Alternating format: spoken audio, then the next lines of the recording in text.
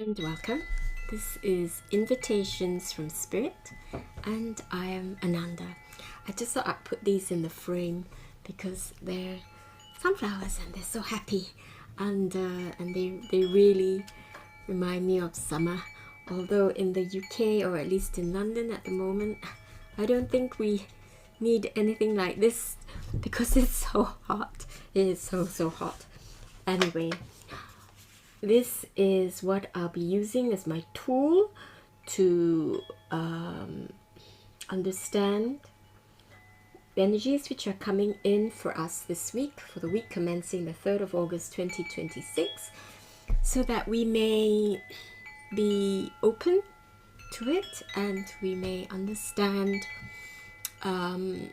as well whatever changes we may need to make so that we can receive what's coming in for us in the most graceful and flowing, fluid and easy way, and with love. Okay, so we set the intention that whatever information comes through, it's from spirit, from source, and that's only from beings, coming through beings of 100% light, and that it is full of grace and full of love, and that it is succinct and accurate. Okay, succinct is the operative word, so I don't faff about too much and it takes ages to actually come to the point, right? Okay, so I will shuffle and just hold them for a little while more. I can just feel all the energies coming in, surrounding me. Because this is a big week, I mean, astrologically as well, if you're interested in that. But also we're coming up to the 8th of August, which has been called the Lionsgate Portal. It's a huge portal of love. I think as well that it's like a Syrian or a Palladian opening around this time, August into late August, okay? So whatever it is, every day there's an opportunity for great enlightenment, for great understanding, better understanding of life, of ourselves, of why we're here. Okay, so I will shuffle and cut. And which way is that? Left or right? Left or right? Right. Okay. And I will cut this again. And it's definitely the left side. And cut it right side outward down to 1, 2, 3, 4, 5 cards. And I will. Okay, it's this one. And I don't know what it is. Sacred space. I'm always reminded of how, and it's the number 22, by the way. Wonderful. And I'm always reminded of this, you know, when they first discovered a way of photographing the electrons around the nucleus and the building blocks, I suppose, of matter, yeah. But then there's all this unknown within it. There's just like this cloud of what we understand to be the electrons. But then, because I'm not a physicist, I'm really rubbish at physics, and I you know, even with quantum physics, I'm kind of can't string a proper sentence together. But what it feels like is that space, because we are still quite unaware of, well, of exactly how all of matter works. Yes, matter follows and obeys certain rules. Yeah, we've got the rules of kinetic, of all the energies. But there's also so much that we still don't understand. There's still no understanding of why homeopathy works, and many of you may think it's absolute rubbish, but it's been used on my furries, and the response has been really, really good.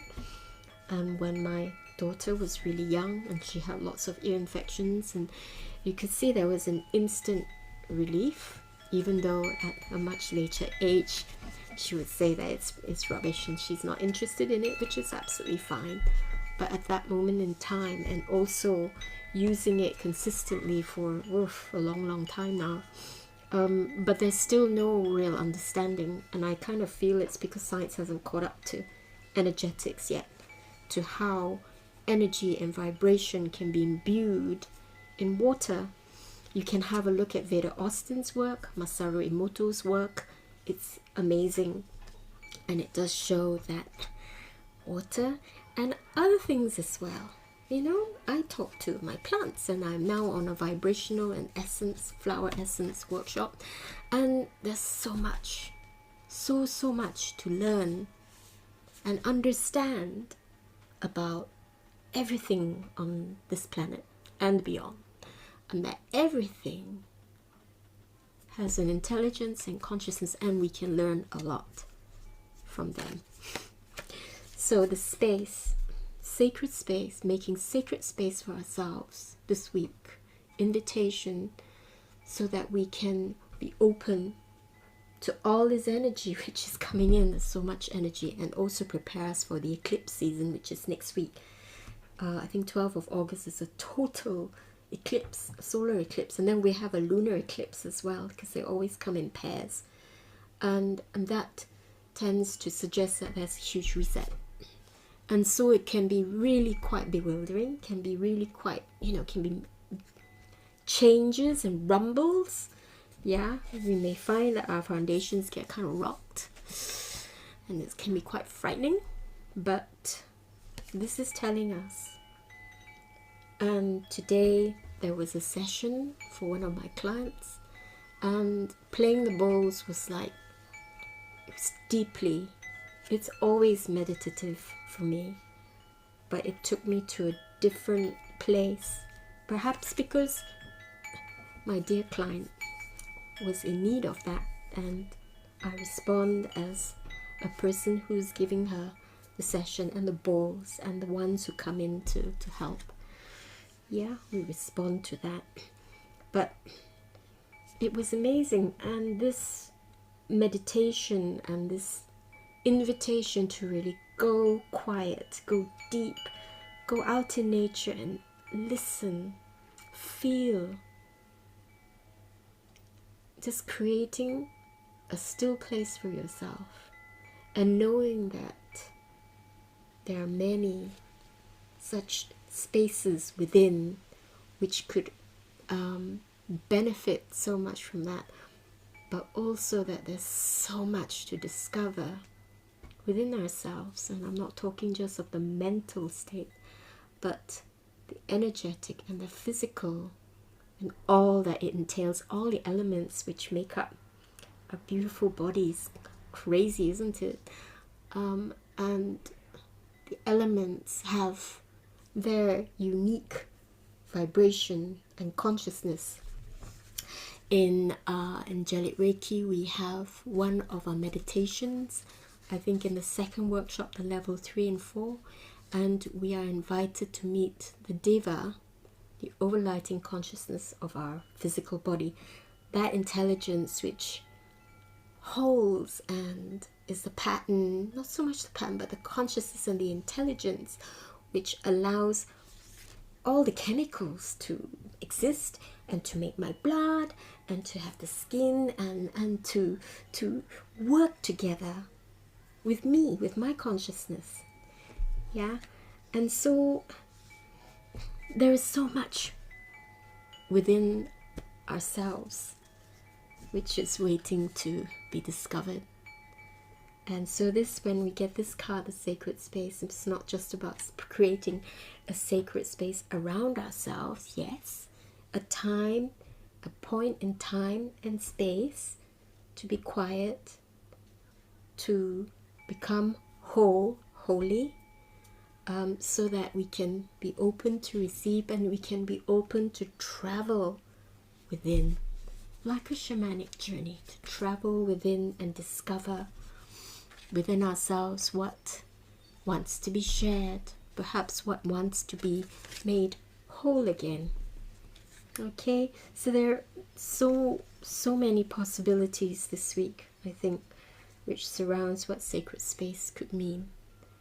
And I think it's just good to explore, make time for it.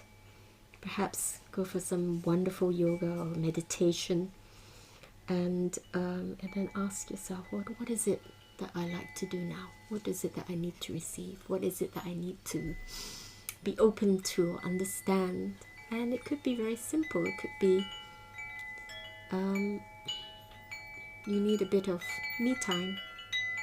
You need to go out in nature and hug a few trees, or spend a bit more time with one of your furries or your beautiful family, or go and have lunch with this friend and have deep, meaningful conversations which just bring more love into your life, or resolution, or whatever it is.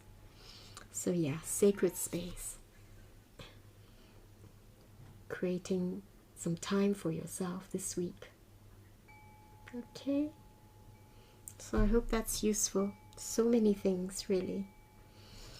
So enjoy and enjoy the heat if you're in the UK, and I know in part of Europe as well, it's pretty hot and dry, and let's hope that the rains come soon, because the plants are suffering. Oof. Oop, and there goes the dog. Okay, thank you very much. Please give it a thumbs up if this reading was useful, and do share it with your friends, and have a wonderful week. Bye for now.